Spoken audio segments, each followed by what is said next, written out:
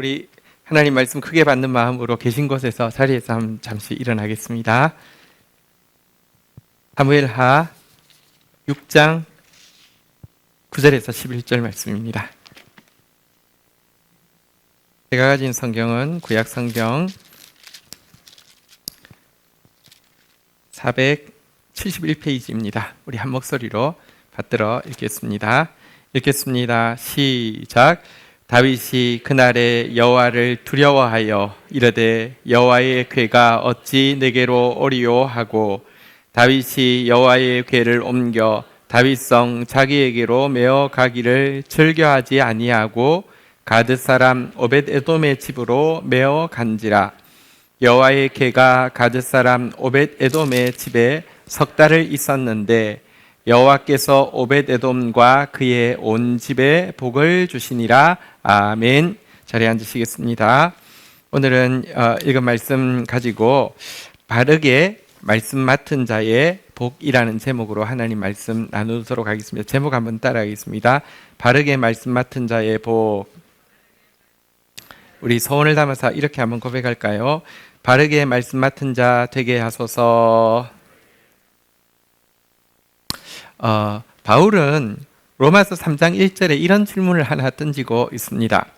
로마서 3장 1절에 보면 유대인의 나은 점이 무엇이냐, 유대인의 유익이 무엇이냐, 할례받은 유대인의 유익이 무엇이냐 이렇게 질문합니다. 여러분, 유대인이 다른 민족보다 나은 점이 뭐가 있다고 생각하십니까? 혹은 내가 유대인이라면 내가 누릴 수 있는 유익에 뭐가 있다고 생각하십니까? 간단하게 생각하면 일단 유대인들은 좀 확실히 똑똑하긴 똑똑하잖아요. 세계적으로 한국 사람 정말 똑똑합니다. 그건 다 인정합니다. 그러나 유대인들은 조금 더 똑똑한 것 같아요. 왜냐하면 노벨상 받고 이런 거 보면 좀 특이해요. 그죠? 또 우리가 경제생활을 하는데 사실 유대인들 진짜 돈 많거든요. 월스트리트는 사실은 유대인이 다 쥐고 있다는 거 우리 다 알고 있잖아요. 그죠? 유대인의 나음, 머리 좋은 거. 유대인의 유익, 내가 유대인으로 태어났으면 엄청 돈 있는 집안에 태어났을 텐데 이런 생각할 수 있을 텐데요.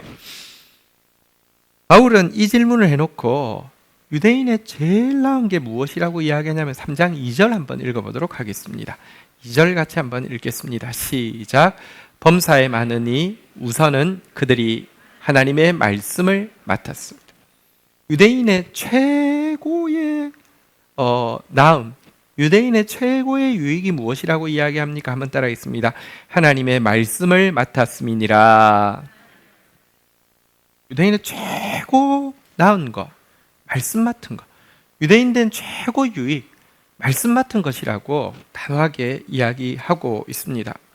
여러분, 하나님께서 이스라엘을 사랑하신 가장 중요한 증거가 무엇일까요? 여러분, 하나님께서 또 이스라엘의 모습 중에서 가장 사랑스럽게 보시는 모습은 무엇일까요? 이것은 모두 다 말씀을 주시는 것과 말씀을 받는 모습입니다. 신명기 33장 3절 한번 보도록 하겠습니다. 신명기 33장 3절입니다. 같이 읽겠습니다. 시작. 여호와께서 백성을 사랑하시나니 그의 모든 성도가 그의 수중에 있으며 주의 발 아래에 앉아서 주의 말씀을 받는도다. 여호와께서 이스라엘 사랑하신 증거가 무엇이냐? 말씀 주신 것입니다. 말씀 맡겨주신 것입니다. 이스라엘 백성들이 여호와의 눈에 가장 사랑스러워 보이던 순간이 언제냐? 주의 발 아래에 앉아서 말씀 받는 순간이었습니다. 여러분, 발 아래에 앉아서 말씀 받는 사랑스러운 여인의 모습 기억하시죠? 마르다의 여동생 마리아가 예수님 발치에 앉아서 말씀 받는 모습, 예수님 가장 사랑하셨잖아요. 말씀 주신 것이 하나님 우리 사랑하신다는 가장 분명한 증거고요. 말씀을 발치에 앉아서 오늘 우리가 이렇게 받는 모습이 하나님께 가장 사랑스러워 보인다고 이야기합니다. 그러면서 4절에 가면 이스라엘이 받은 말씀에 대해서 이렇게 표현합니다. 모세가 우리에게 율법을 명하셨으니, 말씀 주셨잖아요. 한번 따라하겠습니다. 야곱 총회의 기업이로다. 이 말씀이 우리에게 뭐라고요? 기업이라고 이야기합니다. 기업이 무엇입니까? 자자손손 길이 물려줄 가장 귀한 유산이다, 이런 뜻이죠. 말씀이 우리의 기업이고 말씀이 우리의 유산이다, 최고의 선물이다 라고 이야기하고 있습니다. 신명기 33장은 이렇게 말씀이 최고의 기업이다. 말씀을 우리에게 주셨다. 말씀을 발치에 앉아서 받아야 한다라고 이야기하고는 이어지는 내용은 12지파에 대한 축복의 내용입니다. 말씀 받은 그들에 대해서 축복하는데 사실 12지파에 대해서 축복하는 것은 성경에 2번 기록되어 있습니다. 첫 번째는 12아들의 아버지인 야곱이 축복한 내용이 창세기에 기록되어 있고요. 두 번째는 말씀을 전수한 모세가 축복한 내용이 신명기 33장에 기록되어 있는데 재밌는 것은 친아버지인 야곱이 빌어준 축복보다 말씀 받은 이스라엘 백성들에게 하나님의 감동으로 모세가 빌어준 축복이 훨씬 더 풍성하고요. 훨씬 더 너그러움을 알 수 있습니다. 예를 들어 우리 지난번에도 다루었지만 야곱이 사랑했지만 자기 아들에 대해서 뭐라고 했냐고 하면 베냐민은 무릎 뜯는 일이라 그렇게 축복했죠. 그런데 모세는요, 베냐민에 대해서 축복하기를 여호와의 어깨 사이에 있는 자는 베냐민은 여호와께 사랑받는 자로서 여호와의 어깨 사이에 영원히 거할 것이다 그랬습니다. 어깨 사이에 있는 방법은 부덩을 하거나 없거나 앉는 수밖에 없잖아요, 그죠? 훨씬 더 그렇게 축복하고 있습니다. 정말로 말씀이 말씀 맡은 것이 최고의 복이고요. 말씀이 최고의 기업임에 틀림없습니다. 그래서 심지어 예수님께서 이런 말씀까지 하셨습니다. 이런 말씀 있는지 아셨습니까? 요한복음 10장 35절 한번 보실까요? 같이 한번 읽도록 하겠습니다. 요한복음 10장 35절입니다. 읽겠습니다. 시작. 성경은 패하지 못하나니 하나님의 말씀을 받은 사람을 신이라 하셨고. 여러분, 성경은 여러분 함부로 피하지 마십시오. 무시하지 마십시오. 성경 말씀 중에 이런 말씀이 있습니다. 하나님 말씀 받은 사람들을 뭐라고요? 신이라. 원어로는 복수로 되어 있습니다. 신들이라. 다시 말하면 하나님 말씀 받은 사람은 여러분 절대 그분의 지금 인격이 좀 부족하고 그분의 지성이 부족하고 그분의 배경이 없다 해도 무시하지 마십시오. 하나님 말씀 바로 받으면 그들은 신들, 다시 말하면 하나님의 자녀들이라는 것입니다. 어떻게 될지 모른다는 것입니다. 왜? 가장 귀한 하나님의 말씀을 맡았고 받았으면 하나님 어떻게 사용하실지 모르기 때문에 예수님마저도 하나님 말씀 받은 사람들은 신들이다 이렇게 이야기할 정도로 말씀은 우리에게 있어서 최고의 유익이고 나음이고 기업이고 축복입니다. 그런데 이렇게 귀한 말씀을 맡아도 받아도 그릇되게 받는 사람도 있고 바르게 받는 사람도 있다는 것을 우리는 지난 주일 GT 말씀을 통하여서 확인하게 되었습니다. 두 사람의 대조가 나왔음을 우리 신명기 오늘 본문은 보여주고 이 사무엘하 본문은 보여주고 있는데요. 그릇되게 받은 사람 누구입니까? 한번 따라하겠습니다. 아비나답. 바르게 받은 사람 누구입니까? 한번 따라하겠습니다. 오벳에돔. 자, 그릇되게 하나님 말씀을 맡았던 아비나답에 대해서 먼저 잠시 살펴보도록 하겠습니다. 여호와의 언약궤를 그 당시는 사사시대였기 때문에 엘리 같은 영적으로 정말 둔감하고 엘리의 아들들 같은 정말 타락한 자들이 언약궤를 부적처럼 전쟁에 가지고 나가면 이길 줄 알고 가져나갔다가 언약궤도 빼앗기고 전쟁도 패배하게 되고요. 언약궤가 있던 성막 실로마저도 다 무너지게 되었죠. 블레셋은 언약궤를 취하고는 여러 다른 나라들의 신들을 취한 것처럼 자랑스럽게 신전에 갖다 놨는데요. 다곤 신상이 부러지고 그 마을에 갖다 놓으면 마을에 전염병이 임하고 감당이 안 되니까 이스라엘과 블레셋의 최접경 지역이 기럇 여아림인데요. 기럇 여아림으로 무서워서 새로 수레를 싣고 자기들이 근처에 가기 싫어서 수레에 싣고 소를 보냈는데 또 한편으로는 소가 안 가면은 우연에 일어난 일이라고 그냥 안 보내려고도 생각했는데 사람이 안 가는데도 소가 이끌고는 기럇 여아림까지 넘어가는 것을 보고 이제 이스라엘에게 넘겨주게 되었죠. 이스라엘은 갑자기 기럇 여아림에서 이 언약궤를 받게 되었습니다. 하지만 사사시대였기 때문에 이스라엘 백성들 자체가 하나님의 말씀에 관심도 없었고 실로가 무너졌기 때문에 언약궤를 이렇게 안치할 곳도 없다 보니까 기럇 여아림 사람 중에서 급하게 적임자를 찾게 되었습니다. 그래서 찾아진 사람이 한번 따라하겠습니다. 아비나답. 여러분, 그 당시는 레위인들은 왜냐하면 아비나답이 레위인인데요. 레위인은 레위인의 기업에 살고 있어야 되는데 기럇 여아림은 레위인 기업에 속한 성읍이 아닙니다. 근데 왜 기럇 여아림에 레위인이 있었을까요? 이유는 간단합니다. 사사시대에 레위인들이 이걸로는 생계가 안 되고 이것 별로 재미없으니까 생업 포기하고 어차피 자기들은 땅이 있는 게 아니라 섬김으로 말미암아 이렇게 대가를 받는 것이니까 포기하고 신개척지로 찾아 나온 것이 차라리 이렇게 정착된 곳보다는 접경 지역이 가능성이 있잖아요. 그래서 아마 왔던 것 같습니다. 말씀 실어서 도망온 레위인인데 말씀이 자기를 찾아왔어요. 레위인이 아무도 없다 보니까 네가 맡은 너 레위인이잖아 이렇게 돼서 말씀을 맡게 된 것입니다. 여러분들, 말씀 피했는데 말씀이 따라왔습니다. 얼마나 은혜입니까? 게다가 언약궤는 워낙에 성막 안에 두고, 성막 안은 제사장만이 출입하면서 섬길 수가 있잖아요. 이 제사장은요, 아론의 자손이어야만 하고, 아론은 레위의 세 아들 중에서 고핫이라는 자손의 아들이 아론인데요. 그래서 근데 이 사람은 레위인이지만 고핫 자손도 아니었고 더더구나 아론의 자손도 아니었기 때문에 섬길 수가 없습니다. 근데 갑자기 이렇게 언약궤를 맡게 되니까요, 사무엘상 7장 1절에 보면 임시로 이 자격까지 부여하고 있음을 보게 됩니다. 사무엘상 7장 1절 한번 보실까요?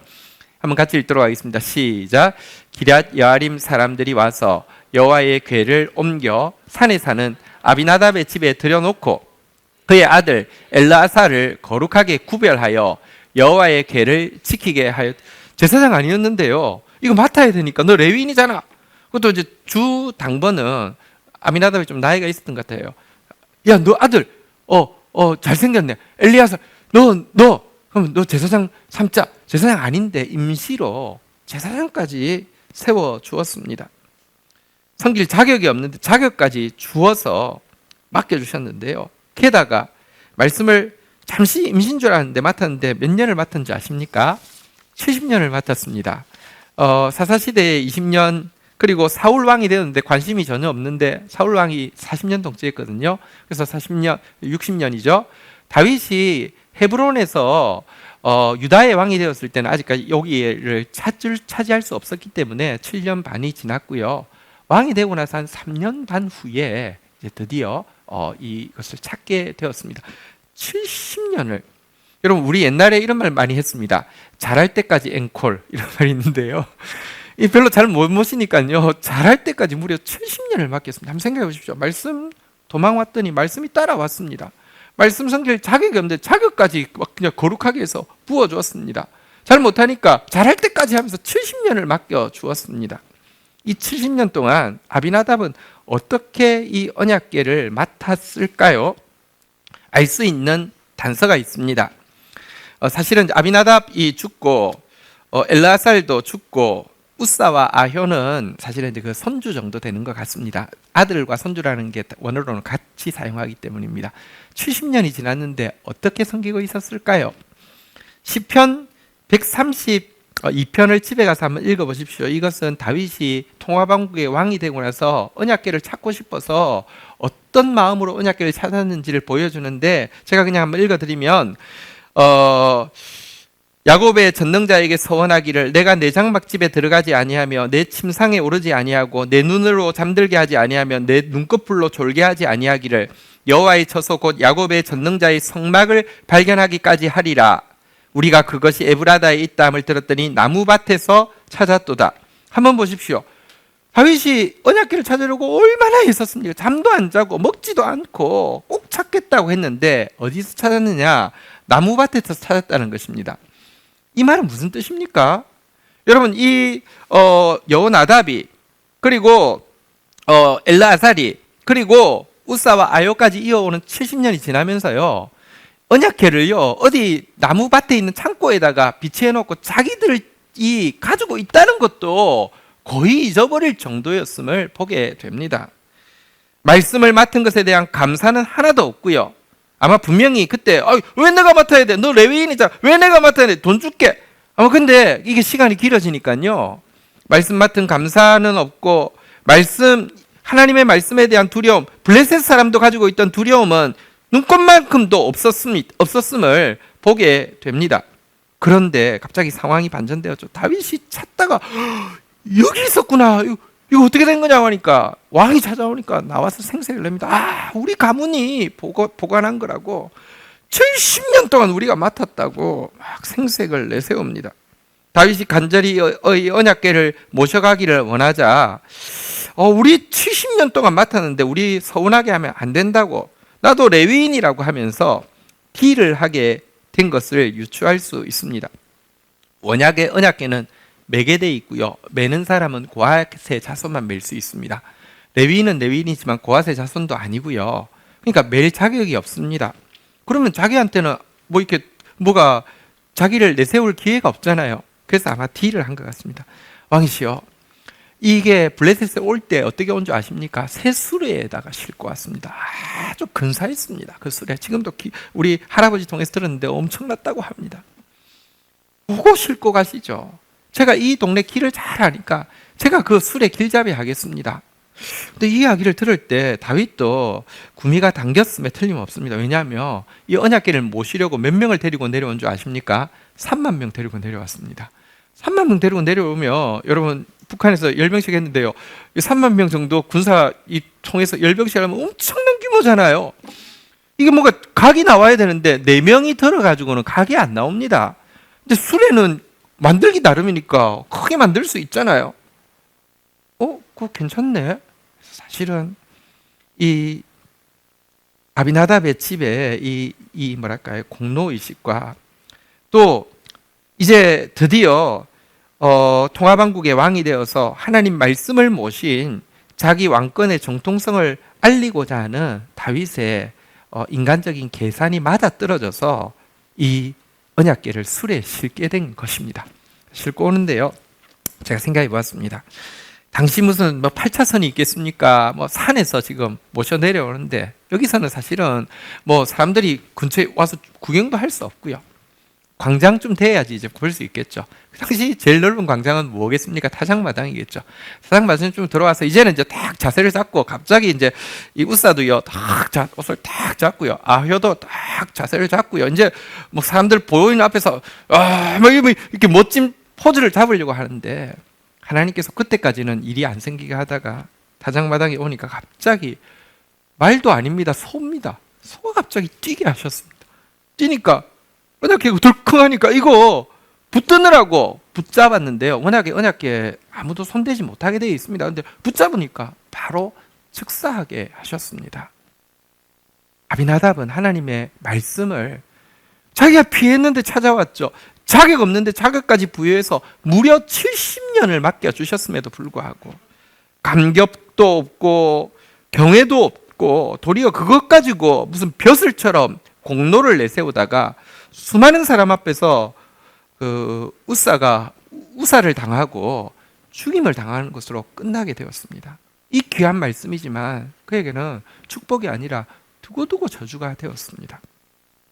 이 일이 있자 여러분 오늘 본문으로 가볼까요? 사무엘하 6장 9절 읽어보도록 하겠습니다. 사무엘하 6장 9절입니다. 읽겠습니다. 시작.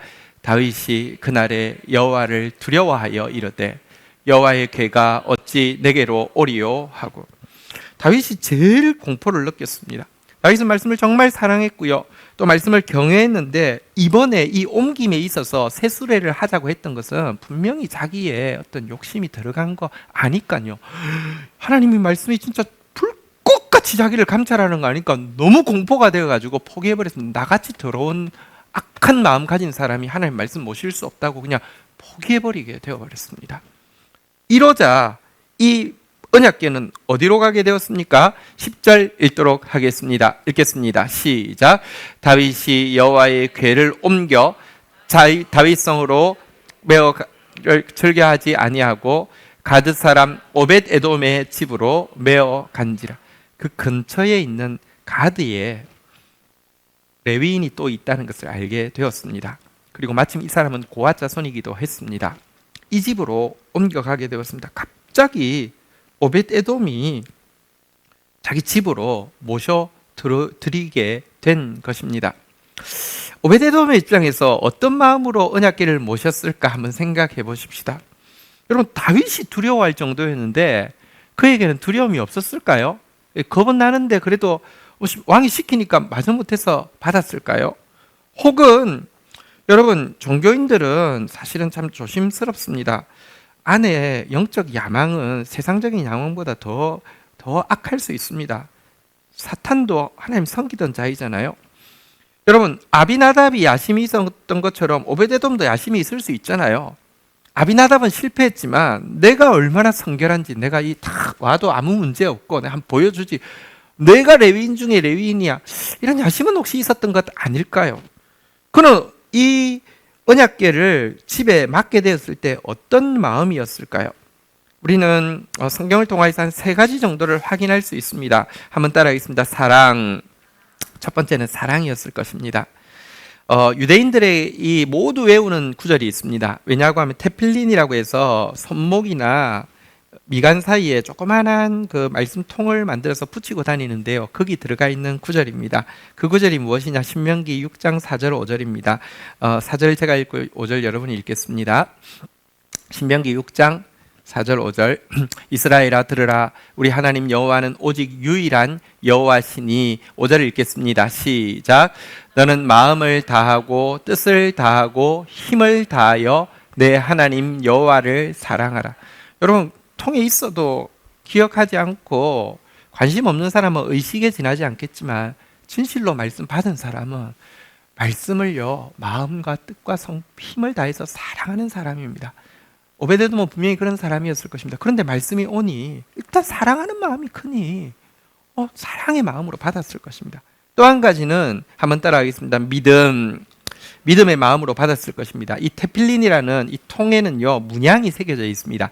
앞과 뒤로 새겨져 있는데요. 앞에는 한번 따라할까요? 샤다이, 전능자라는 뜻이고요. 뒤에는요 어려워서 제가 하겠습니다. 쇼메르 달톳 이스라엘이라고 되어 있는데요. 이스라엘의 문을 지키는 자라는 뜻입니다. 전능자는 이스라엘의 문을 지켜주신다, 이런 뜻입니다. 예수님 말씀하셨죠. 나는 양의 문이다.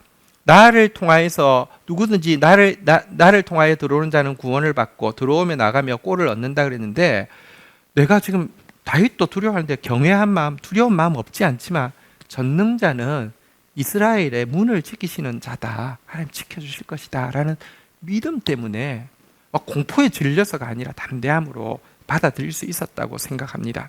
사랑으로 말씀을 모셨고요, 믿음으로 말씀을 맡았습니다. 또 한 가지 더 있습니다. 한번 따라하겠습니다. 찬양. 3개월인데 오베데돔이 이 기간 동안에 언약궤 모시면서 무엇을 했을까요? 저는 오베데돔이 한 일은 찬양이라고 생각합니다. 제사장이 아니기 때문에 제사 드릴 수 있는 것도 아니었고요. 근데요 계속 찬양했던 것 같습니다.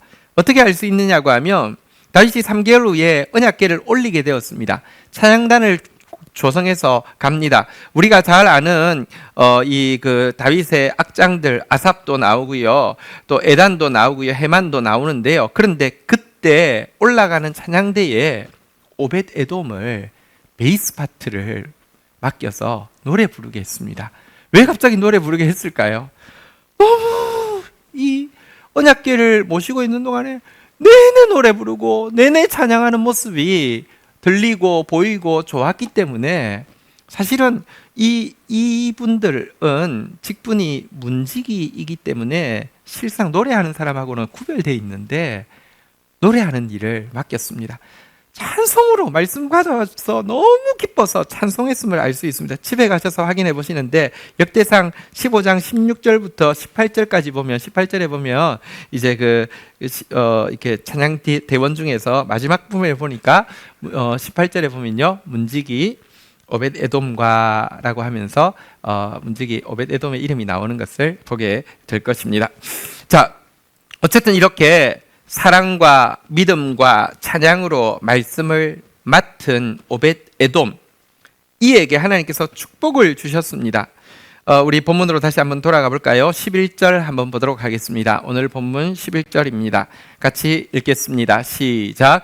여호와의 궤가 가즈 사람 오벳에돔의 집에 석 달을 있었는데 여호와께서 오벳에돔과 그의 온 집에 복을 주신, 오벳에돔에게도 주시고 그의 집에게도 주시고요. 근데 주셨는데 얼마나 표시가 나게 주셨을까요? 우리 12절 한번 보도록 하겠습니다. 같이 읽겠습니다. 시작. 어떤 사람이 다윗 왕에게 아뢰어 이르되 여호와께서 다윗께로 말미암아 오벳에돔의 집과 그의 모든 소유에 복을 주셨다 한지라. 다윗이 가서 여호와께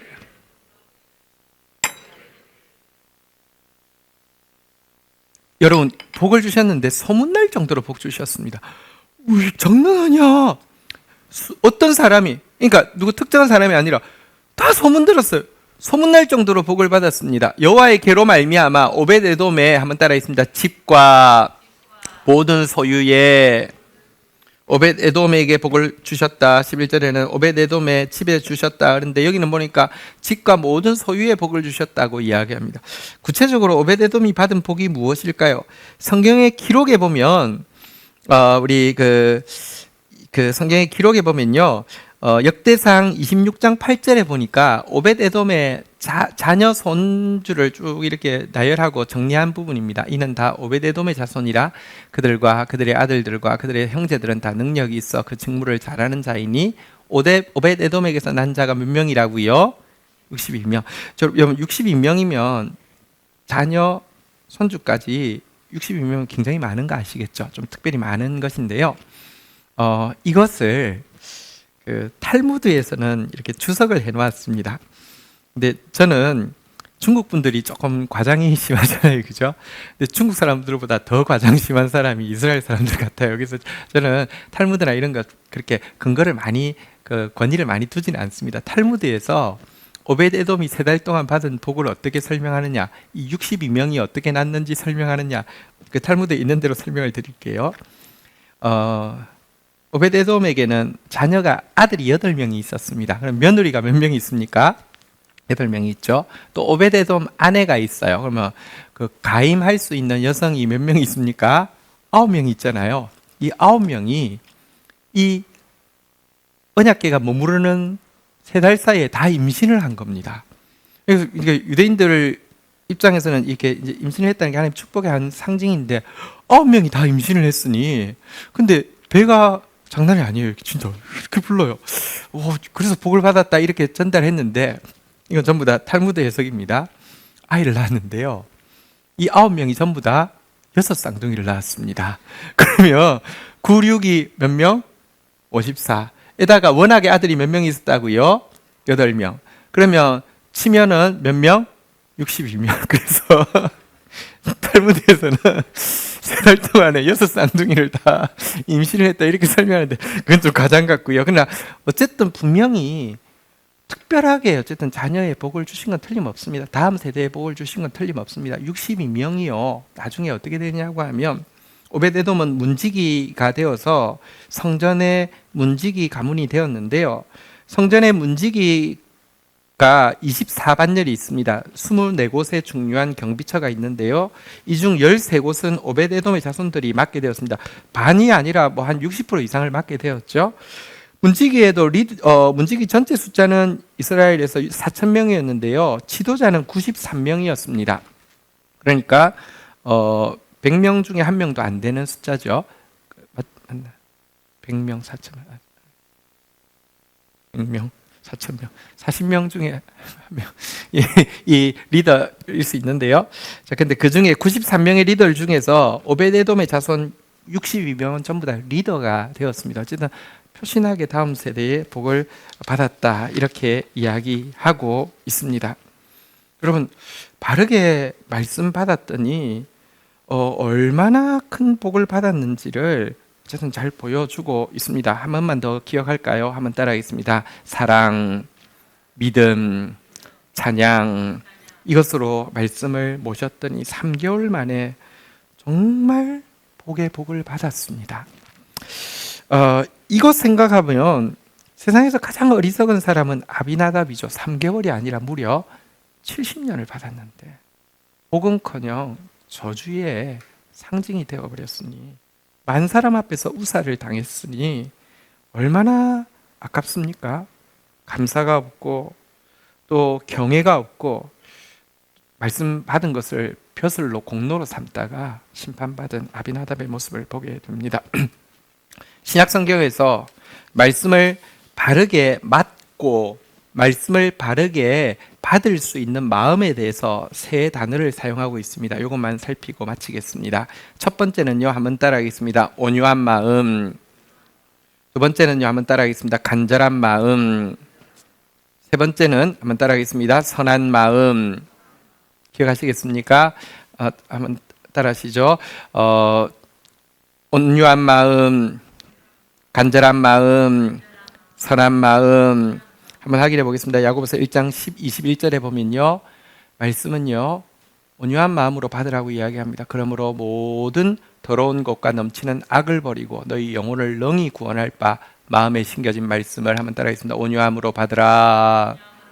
말씀을 잘 받는 것, 말씀을 잘 맞는 것, 온유함으로 받는 것입니다. 온유가 무엇입니까? 그냥 길게 설명하지 않고 겸손을 이야기하죠. 그럼 말씀 앞에서 교만하지 마십시오.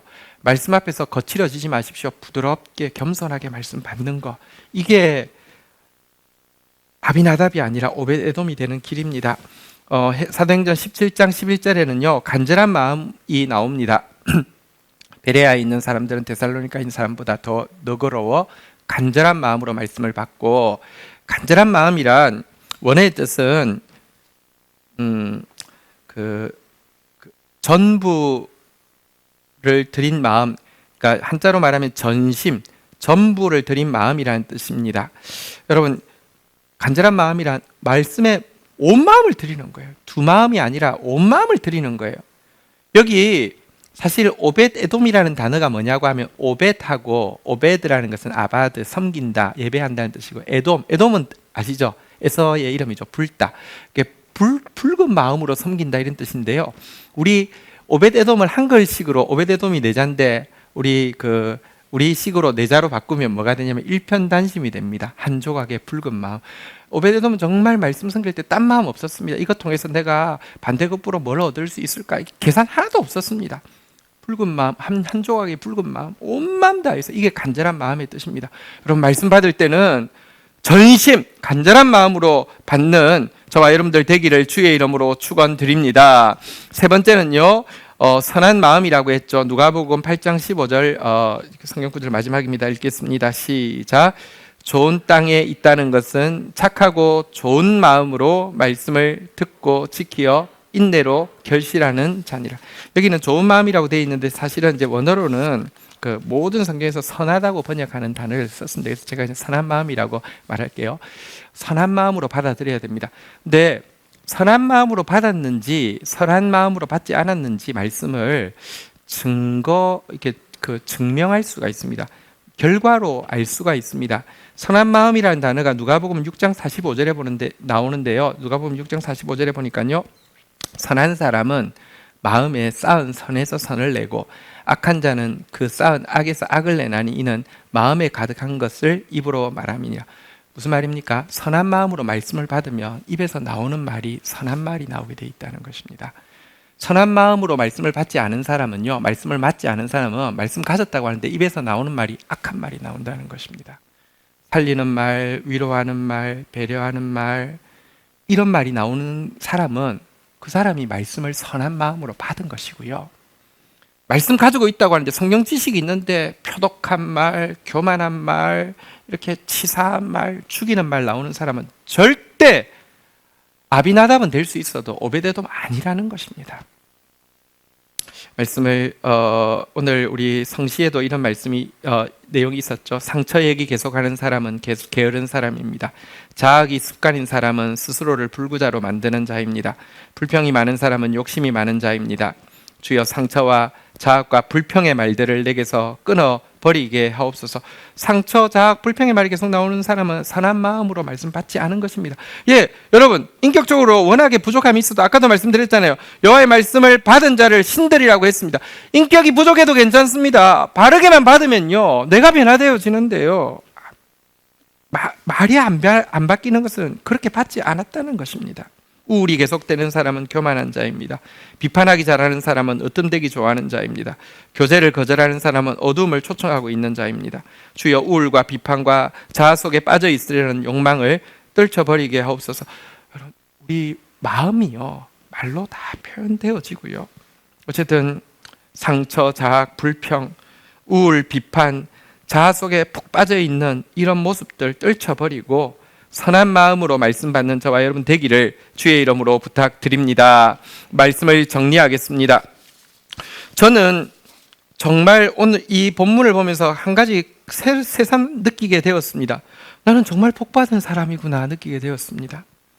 저는 91년도 3월에 처음으로 하나님의 말씀을 책으로 써서 우리 청소년들, 우리 성도들과 나누었으면 좋겠다는 소원을 가지고 첫 책을 만들게 되었습니다. 그래서 내년 3월이면 만 30년입니다. 그럼 30년 동안 계속 책을 쓸 수 있었다는 것은 하나님이 말씀을 안 주시는데 내가 막 쓸데없는 소리 써가지고는 책이 나오지 않잖아요. 또 생각해보면 이 책을 만드는데 수백억이 더 들었던 것 같아요. 인쇄비로만 해도. 근데 그 돈 어디서 나왔냐? 하나님 주셨잖아요.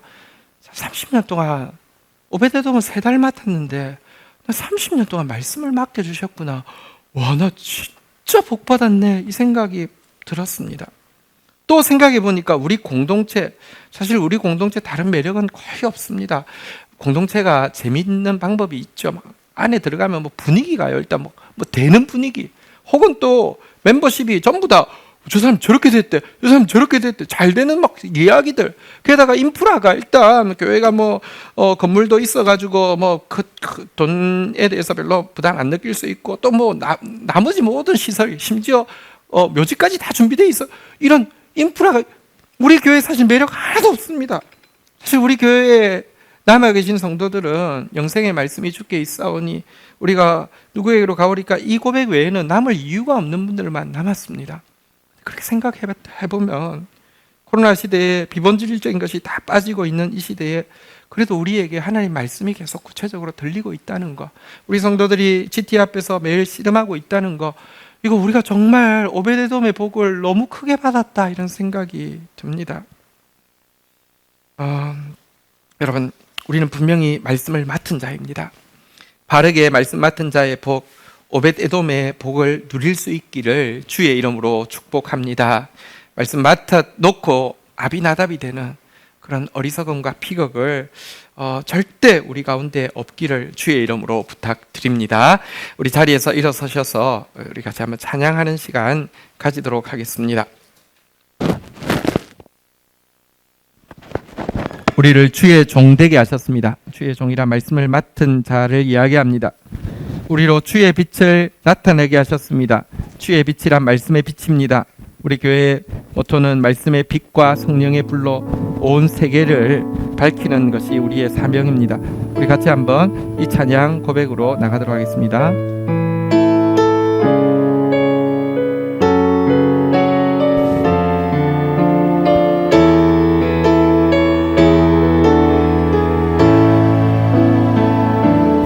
여호와 이스라엘의 하원자 처음과 나중 되신 주 그가 너를 지명하여 부르사 주의 말씀을 맡겨주셨습니다. 종 삼아 주셨네. 불을 그의 손바닥에 새기사 결코 잊지 않으시리라. 환난 중에 피난처가 되시며 항상 인도하시리. 너는 일어나 주의 빛을 발하라. 땅 끝까지 주 선포하라. 그가 너희 방에 빛을 삼아 베푸시리라. 우리 한 번 더 찬양할 때 우리에게 말씀을 맡겨주시고 말씀의 빛으로 우리를 하나님의 영광과 찬송이 되게 하실 주님 의지하는 마음으로 이 고백으로 나가도록 하겠습니다. 여호와 이스라엘의 구원자, 처음과 나중 되신 주, 그가 너를 지명하여 부르사 주의 내가 무엇이기에 우리가 무엇이기에 말씀이 우리를 찾아와 주시고 자격 없는 자에게 말씀을 맡겨주시고 짧은 기간이 아니라 변함없이 우리에게 말씀을 의탁해 주신 주님 찬양합니다. 경배합니다. 사랑합니다. 신뢰합니다. 환난 중에 피난처가 되시며 항상 인도하시리. 너는 일어나 주의 빛을 발하라. 땅끝과 말씀의 빛을 주 선포하라.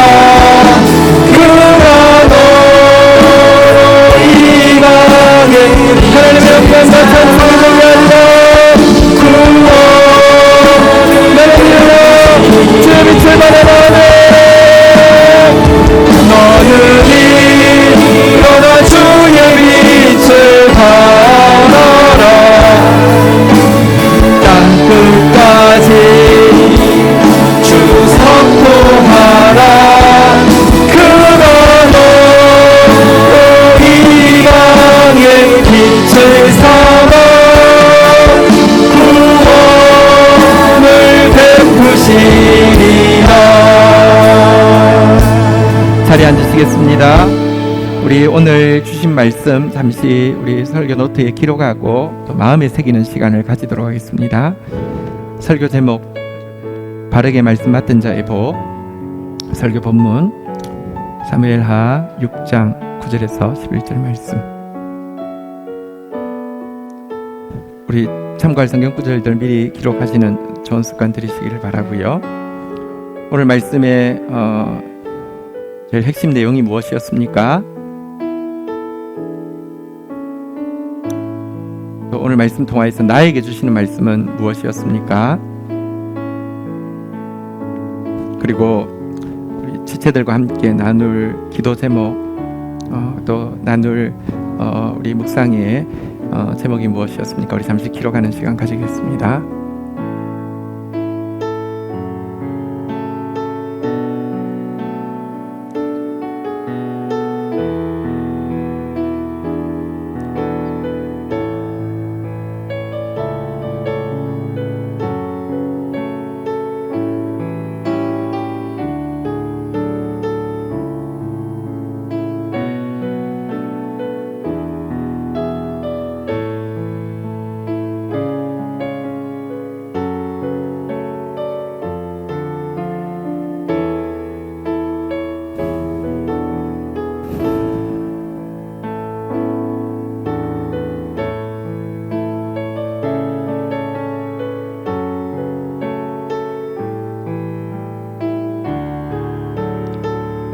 우리 같이 한번 기도하는 시간 가지도록 하겠습니다. 주신 말씀 가지고 우리 주님 앞에 하나님, 나 같은 자에게 말씀이 찾아오시고 자격 없는 자에게 말씀을 지금까지 맡겨주셨습니다. 감사도 없고 경외도 없고 도리어 공로로 내세우는 아비나답처럼 말씀 받는 자 되지 않게 하여 주시고 사랑의 마음으로 믿음의 마음으로 찬양하면서 말씀 맡은 자 오베데돔의 길 가게 하여 주옵소서. 온유한 마음으로 말씀 앞에 겸손하게 하여 주시고 간절한 마음으로 말씀에 온 마음 드리는 자 되어지게 하여 주시고 선한 마음으로 선한 말로 하나님 말씀 받았음을 증언하는 자 되어지게 하여 주시옵소서. 우리 공동체에 말씀 주셔서 감사합니다. 말씀의 빛과 성령의 불로 온 세계를 밝히는 하나님의 영광과 찬송이 되게 하여 주옵소서. 우리 다 함께 주의 이름 고백하며 기도하는 시간 가지겠습니다. 주여 주여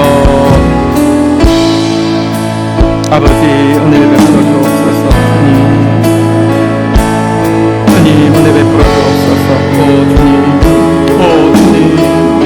오 주님 나 같은 자에게 주의 말씀을 맡겨주셨습니다. 우리 공동체의 생명의 말씀을 맡겨주셨습니다. 감사합니다. 찬양합니다. 경외합니다. 신뢰합니다. 사랑합니다. 주님 하나님 말씀 앞에 가장 겸손한 자 되어주게 하여 말씀 앞에 일편단심 되어주게 하여 선한 마음으로 말씀하자 선한 말로 주의 말씀 증거하는 자 되어질 수 있도록 주의 은혜 베풀어 주시기를 간절히 간구하고 소원합니다. 은혜를 더하여 주옵소서. 주님 마지막 때에 이방의 빛으로 삼아 땅끝까지 주의 말씀의 빛을 전하게 하시겠다 하셨사오니 이 일에 부족하지만 수정될 수 있도록 오베데돔의 복을 허락하여 주옵소서. 주의 성도들에게 오베데돔의 복을 허락하여 주옵소서. 주의 오베데돔의 복을 받도록 주여 역사하여 주시기를 원합니다. 다음 세대가 복을 받도록 주의 역사하여 주시기를 간구합니다. 은혜를 더하여 주옵소서. 주님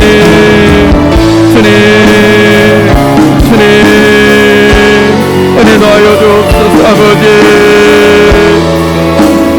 우리 마음 모아 중보하겠습니다.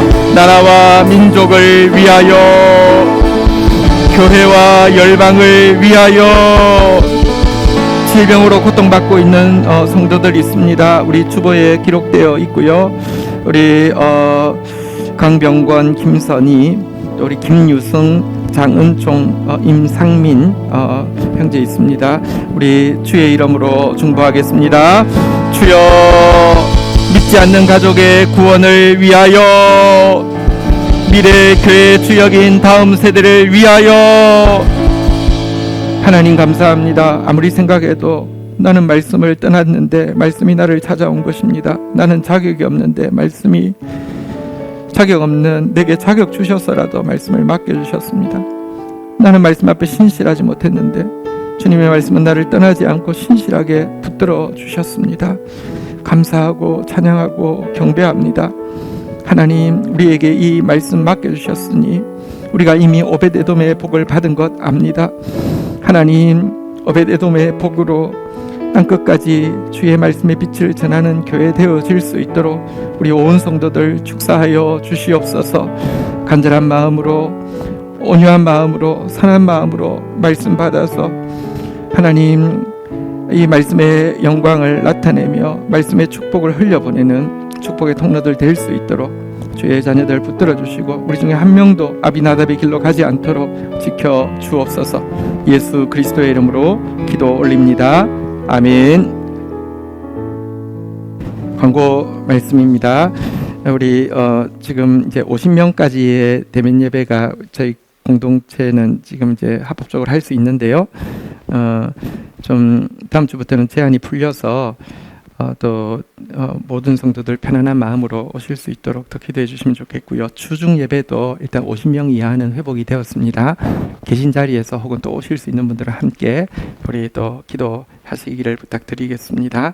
GT 우리 교회 최고의 기업이고 최고의 나음과 최고의 유익은 GT입니다. 어쨌든 GT 말씀 더 서로 격려하면서 말씀으로 나가주시면 좋겠습니다. 예배 후에 바로 4분기 재직회가 있습니다. 재직 여러분들은 다 남아주시기를 부탁드리겠습니다. 축도하겠습니다. 자리에서 일어서시겠습니다. 우리 온라인으로 예배드리시는 성도들도 자리에서 일어서겠습니다. 축도하겠습니다. 여호와는 내게 복을 주시며 너를 지키시기를 원하며 여호와는 그 얼굴을 내게 비추사 은혜 주시기를 원하며 여호와는 그 얼굴을 내게로 향하여 드사 평강 주시기를 원하노라. 주 예수 그리스도의 은혜와 하나님의 사랑과 성령의 교통하심이 너희 무리와 함께 계실지어다. 아멘. 감사합니다.